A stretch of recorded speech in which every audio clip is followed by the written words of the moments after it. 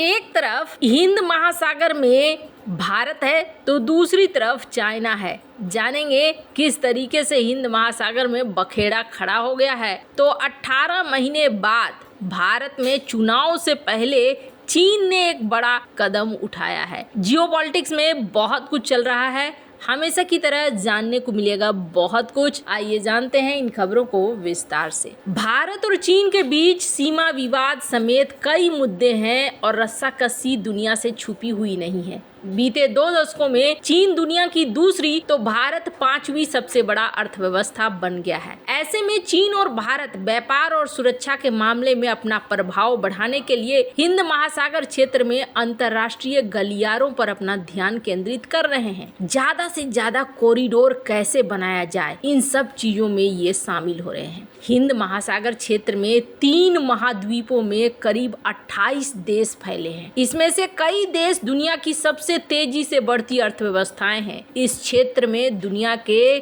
कुछ सबसे कीमती प्राकृतिक संसाधन भी मौजूद हैं। यहाँ दुनिया के तेल भंडार का 16.8% है और दुनिया के प्राकृतिक गैस का 28% है। ऐसे में दोनों देश चाहते हैं कि अपना अपना प्रभाव यहाँ पर बढ़ाया जाए। मॉडर्न डिप्लोमेसी ने हिंद महासागर में चाइना और भारत के प्रभाव बढ़ाने की कोशिशों को लेकर एक रिपोर्ट जारी की है। और इस रिपोर्ट में क्या कहा जा रहा है, चीन ने हिंद महासागर में अपने रणनीतिक हितों की रक्षा करने के लिए स्ट्रिंग ऑफ पल्स समुद्री रणनीति बनाई है और इस रणनीति का पहला आयाम थाई कैनाल के माध्यम से समुद्री रेशम मार्ग का विस्तार करना है। इसके बाद सिंगापुर के मलक्का जलडमरू मध्य को पार करना है। ये देखते हुए कि अमेरिका और भारत के पास जलडमरू मध्य में एक रणनीतिक पकड़ है, चीन को थाई नहर के जरिए दक्षिण चीन सागर बेस और हिंद महासागर के बीच जहाजों को तैनात करने का रास्ता मिला है। ये नया रास्ता काफी समय को कम कर देगा क्योंकि चीनी जहाज को आमतौर पर मलेशिया से गुजरने के लिए दक्षिण में 700 मील की अतिरिक्त यात्रा करनी पड़ती है। चीन ने स्ट्रिंग ऑफ पल्स रणनीति के तहत बांग्लादेश, म्यांमार, पाकिस्तान, श्रीलंका, मालदीव और तंजानिया जैसे तटीय दक्षिण एशियाई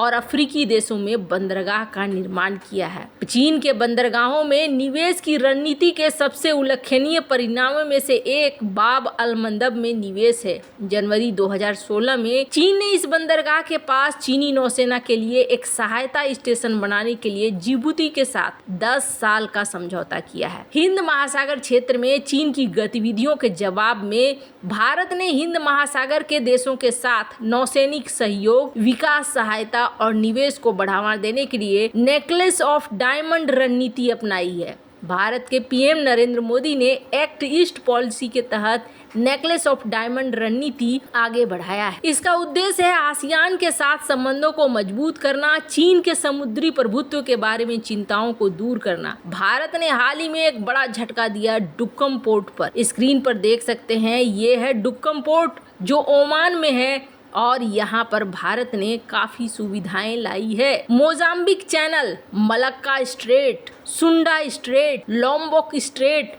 और चांगी नौसैनिक अड्डा शामिल है। साल 2018 में इंडोनेशिया के सबांग बंदरगाह तक सैन्य पहुंच भी हासिल हुई है। इसके अलावा भारत ने अमेरिका, जापान, ऑस्ट्रेलिया के साथ मिलकर क्वाड गठबंधन पर जोर दिया क्योंकि ये देश रणनीतिक, खुफिया और सैन्य अभ्यास में सहयोग करने के लिए इस मंच पे आए थे। हिंद महासागर में चीन और भारत प्रतिस्पर्धा का शायद सबसे प्रमुख क्षेत्र पाकिस्तान में बीजिंग द्वारा संचालित ग्वादर बंदरगाह है और ईरान में भारत द्वारा संचालित चाबहार बंदरगाह है। ग्वादर में अपने व्यापार मार्ग और समुद्री कमजोरियों को सुरक्षित करने के लिए चीन बंदरगाह की कड़ी सुरक्षा करता है। पाकिस्तान को चीन से मिले भारी भरकम कर्ज और सी पैक गलियारे में कंट्रोल करने में मदद मिलती है और ये बंदरगाह बेहद खास है। ग्वादर चीन और पाकिस्तान के लिए ना एक बड़ी कड़ी है। आपको बता दें, यहाँ पर लगातार हमले हो रहे हैं, फिर भी चीन इस इलाके को छोड़ता नहीं है। तो भारत ने भी इसका जवाब तैयार किया है। ग्वादर से 80 किलोमीटर दूर ईरानी बंदरगाह चाबहार। भारत ने चाबहार के जरिए केवल ईरान और अफगानिस्तान के साथ मजबूत संबंध ही नहीं किया है, बल्कि यहाँ से भारत ग्वादर के ऊपर भी नजर बनाकर रख सकता है। अब इसका सबसे बड़ा उदाहरण देखिए कि भारत ने आखिरकार मना लिया अमेरिका को कि इस जगह पे आप बैन नहीं लगाइए, ईरान के ऊपर प्रतिबंध नहीं लगाइए। भारत, ईरान और रूस को जोड़ने वाला एक multi modal network international north south transport corridor में चाबहार की भूमिका बहुत बड़ी है। यहाँ पर अमेरिकी प्रतिबंधों को हटा दिया, इससे अस्थिर अफगानिस्तान में तनाव कम हुआ। भारत, ईरान, अफगानिस्तान, उज्बेकिस्तान ने मिलकर अब एक टास्क ग्रुप बना लिया है। चीन ने भी चाबहार में बढ़त हासिल करने का प्रयास किया है। बीजिंग ने किर्गिस्तान, उज्बेकिस्तान, तुर्कमेनिस्तान के जरिए चीन से ईरान तक रेलवे कनेक्शन बनाने के लिए बंदरगाह का उपयोग करने का प्रस्ताव भी दिया है। आने वाले समय में आपको यहाँ पर देखने को मिलेगा कि भारत और चीन एक दूसरे को टक्कर देते हुए नजर आएंगे। इसी बीच 18 महीने बाद चाइना की तरफ से एक बड़ा कदम उठाया गया है। चीन के राष्ट्रपति शी जिनपिंग ने बड़े राजनयिक जू फेईहोंग को भारत में अपना नया राजदूत बनाया है। ये नियुक्ति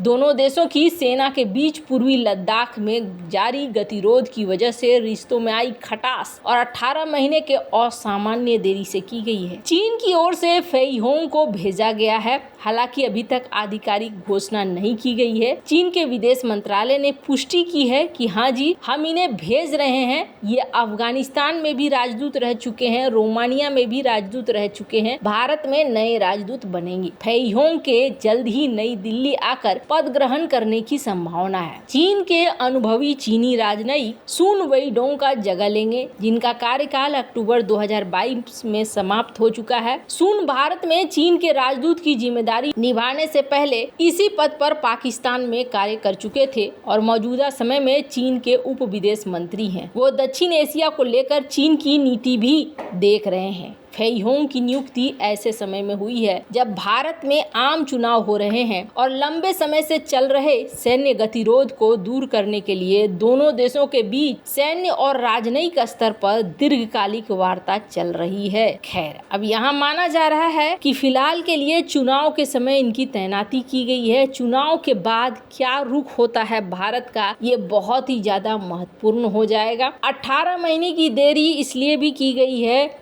क्योंकि भारत और चाइना के बीच में टेंशन कम होने के नाम नहीं ले रहे हैं। पर अब चाइना को ऐसा लग रहा है कि राजदूत न भेजना एक गलती होगी, ऐसे में यहाँ राजदूत भेज रहे हैं। पर आपको बता दें, इसका मतलब ये कहीं भी नहीं है कि सीमा पर सब कुछ ठीक है। सीमा पर चाइना के अपने अलग खेल चलते रहते हैं। जैसे कि कहा जाता है, अपनी तरफ चाइना कई सारे गांव बसा रहा है, वहीं अरुणाचल प्रदेश के आसपास में तिब्बत के भी लोगों का इस्तेमाल कर रहा है ताकि भाई भाई को लड़ाया जा सके। एक तरफ तिब्बती दूसरे तरफ के तिब्बती से लड़ने के लिए तैयार हो जाएं। वैसे आपको क्या लगता है, इन सब मामले में आपकी क्या राय है, कमेंट कर जरूर बताएं। जल्द मिलते हैं अगले वीडियो में नई खबर के साथ।